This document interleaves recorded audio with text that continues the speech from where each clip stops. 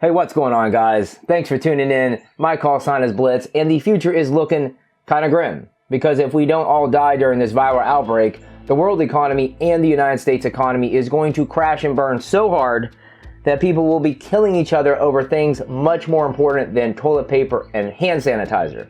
But until that happens, I will be fielding calls from acquaintances who, in the past, pre-viral outbreak, had no interest in anything survival related at all. But now they're calling me up and they need bug out bags and they need survival equipment and they want to go run and hide in the woods. And they don't understand that gear does not equal survival. You got to have some knowledge, got to have some training to go along with that gear. It's kind of important. So,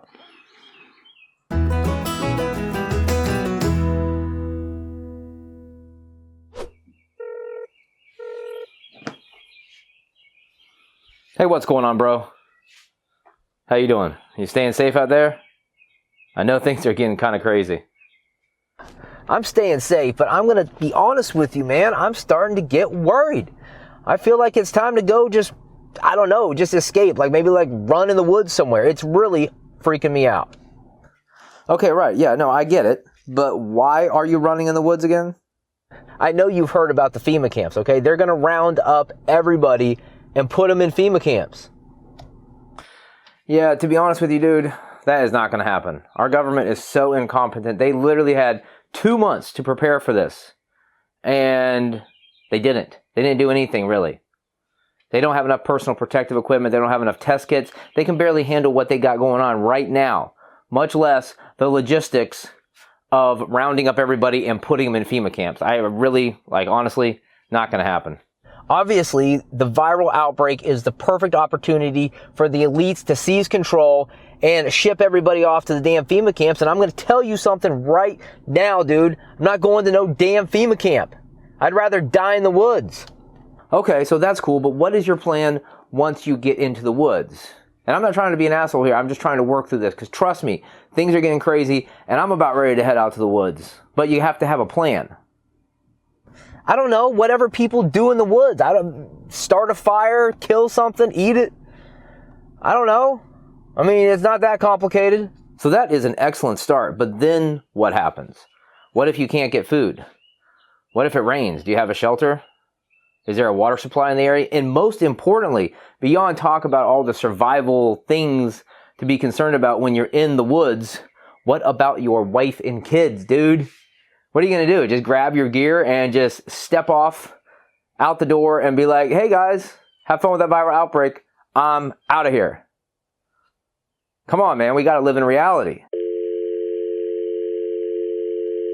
So that conversation got me thinking.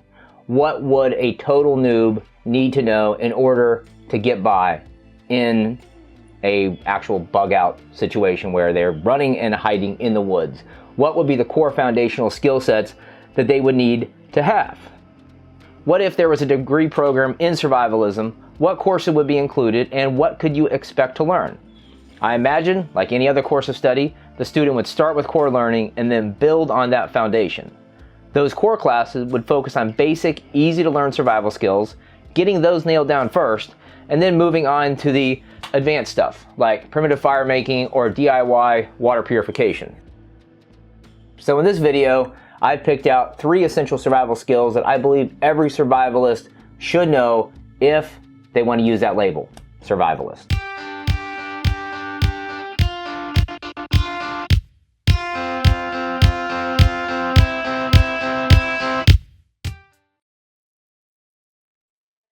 Fire. Probably the most obvious skill set and seemingly the easiest one until you find out it's much easier to start a fire than it is to maintain a fire to cook food or stay warm throughout the night. Now, there are tons of ways to configure your fire, from the teepee lay, log cabin, the star, and more, but in this video I just want to keep it simple and focus mainly on fire prep, because if you get that on point, the rest is easy.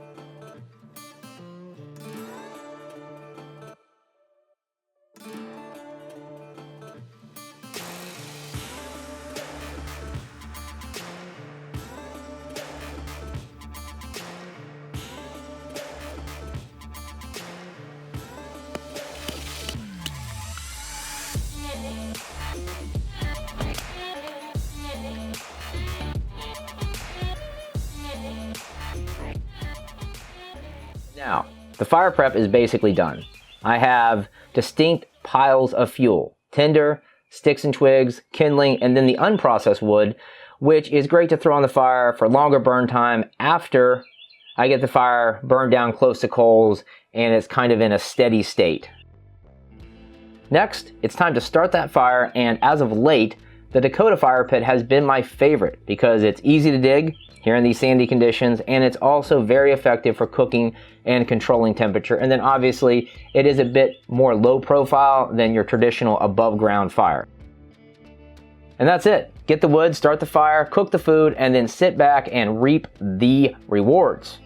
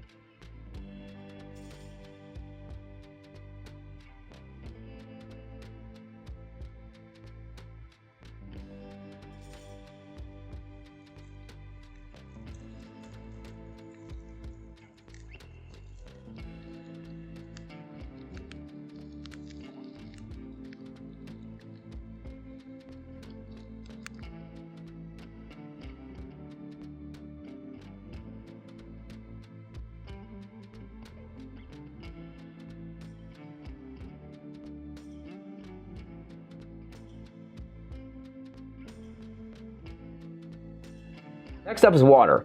And as you guys know, out of all basic human needs, water is absolutely critical to survival. Therefore, the ability to locate and purify water is a core survival skill. In the modern era, we have lots of options for water purification, which makes redundancy super easy. And obviously, with water, you want to calculate in a lot of redundancy. You want to have a lot of options for purifying water. My first choice is the new Katadyn Be Free. This is so simple to use and perfect for grabbing a drink on the go. It holds 1 liter, filters up to 1,000 gallons, and has not failed me yet. Now at first, honestly, I thought the bag itself might wear out or get torn easily, but it is tough and it holds up to abuse quite well. Now of course, that's not the only option out there for a quick drink. The Life Straw is still viable, but it's limited in use. I gave mine to Austin as part of his evolving survival kit. And I'd like to think he's a little more prepared and experienced than most adults. Anyways, we cannot forget about the good old Sawyer Mini. Filters up to 100,000 gallons, fits in your pocket, can be easily attached to a water bottle, the Sawyer squeeze bag, or really any compatible threading, even a faucet. And also, it can be used as a straw. It costs less than $20, which makes it pretty much a 100% win. Next up is a good old pump filter. Basically the only option for water purification back in the day. Now this one you see here is a true classic, the Katadyn Backpacker, which my parents acquired somewhere back in prehistoric history. Now don't get me wrong, this works fine as you can see, but it takes forever to fill up a container of any size. I think it was nearly 20 minutes to get this bag filled up, and it's also heavy and difficult in some cases to maintain and clean in the field. Possibly a better option for purifying large amounts of water would be to use a 2 liter or 3 liter CNOC bag with a Sawyer Mini. So you got the gravity feed going on and you just let it do its work, and then before you know it, you got a ton of purified water. Now, if filters are not your thing, these last two options are basically all you need in a simple water purification kit. You can use the purification tabs or powder for a quickie treatment, or set the canteen by the fire and let the heat work its magic.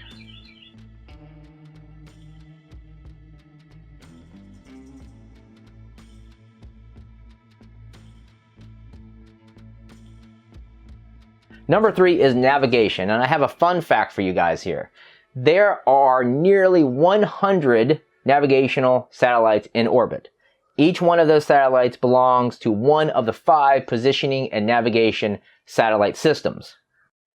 Using my phone, I can basically navigate anywhere in the world where I can get a signal until the battery dies, and then I'm And that is why any legitimate survivalist must be handy with the map and compass. For a small investment of your time and money, you can learn how to easily map a route from point A to point B and set your compass to north. The steps are quite simple. Let's have a look. First, obviously, you need a topo map. So go out to alltrails.com, print yourself off a map or any other resource that you prefer. Then take that map, lay it on a flat surface, set the compass in the top right-hand corner, and move the map with the compass in place until the compass indicates north. Step 2, locate your starting point and mark your route on the map. Step 3, turn the direction of travel arrows to match the grid lines on the map. Step 4, remove the compass, stand up, and put the red in the shed. And now, with those 4 simple steps, you have your bearings set, and as long as you keep the red in the shed, you will arrive at the next waypoint.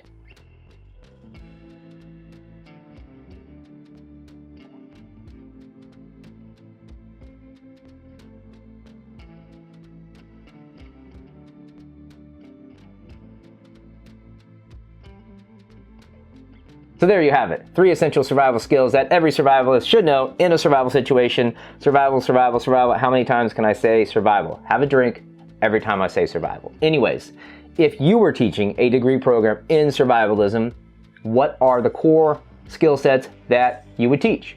Let me know down there in the comments. And if you like the content in this video, please click that subscribe button, and I will see you next time. Thanks for the support. Show your support for the channel by checking out the wide range of survival gear available at thesurvivaloutpost.com. We stock only top quality, rugged, tactical equipment and apparel designed to support any mission or situation life may throw your way. Any gear you've seen in this video is linked up down there in the pinned post, and be sure to check out the suggested videos for more real-world survival content and training.